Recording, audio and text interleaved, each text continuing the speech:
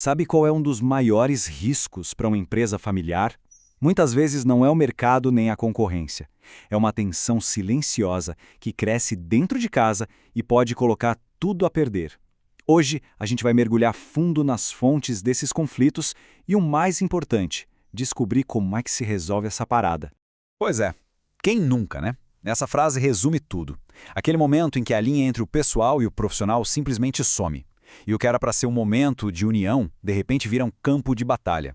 Esse é o primeiro grande sinal de que tem um problema bem maior por baixo dos panos.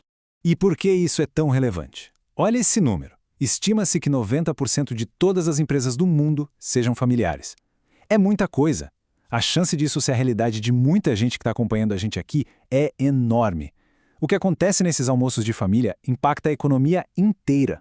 Essa mistura toda de papéis é de longe o sintoma mais claro. Quando a mesa de jantar vira a mesa de negociação, os problemas começam a se infiltrar nos dois lados, tanto na família quanto nos negócios. É uma via de mão dupla. E o pior é que muitas vezes não é uma briga declarada, com gritaria e porta batendo. Não, é uma guerra fria. Sabe, as decisões não saem, os projetos ficam parados, a empresa para de crescer, e tudo isso por quê? Porque os conflitos que nunca são ditos em voz alta estão ali minando a confiança e a colaboração de todo mundo. Tá, mas vamos chegar no coração do problema. A raiz de muitas dessas brigas é uma coisa só: o legado. E aqui, a gente não está falando só de um negócio. Para quem fundou a empresa, aquilo é obra de uma vida inteira. É parte da identidade da pessoa. Desrespeitar essa história, bom, é como acender o pavio de uma bomba.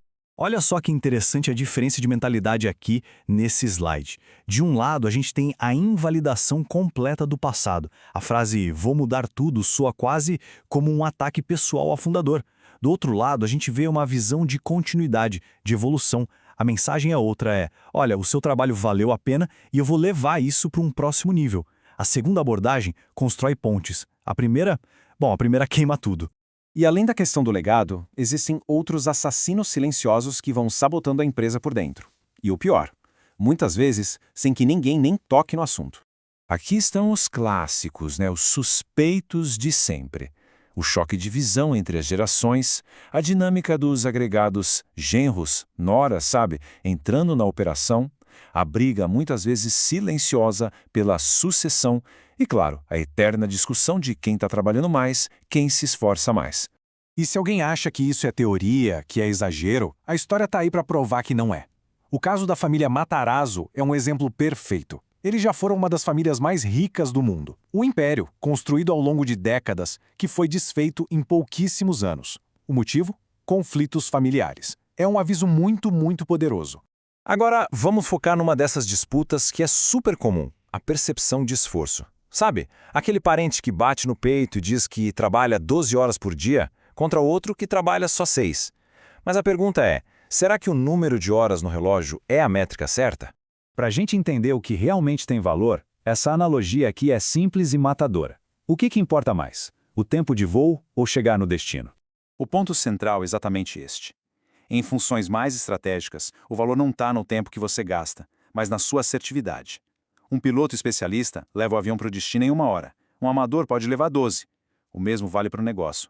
6 horas focadas fazendo a coisa certa podem valer muito mais do que 12 horas de trabalho operacional sem foco. O que importa é o resultado. Ok, a gente já diagnosticou o problema, já vimos os sintomas, agora vamos virar a chave. Como é que a gente transforma esse campo minado num terreno fértil para o crescimento? Muitas vezes, a primeira solução é buscar ajuda de fora. A figura do mediador imparcial é como um personal trainer para a empresa. A família sabe o que precisa fazer, mas não consegue. Esse profissional vem de fora para guiar, para corrigir os movimentos e para garantir que a conversa seja guiada pela razão e não só pela emoção. Ele é um filtro. Então, o caminho para a paz tem 3 passos bem claros. Primeiro, admitir que a Guerra Fria existe. O silêncio é o que mais atrasa o crescimento. Segundo, ter a maturidade para separar os papéis.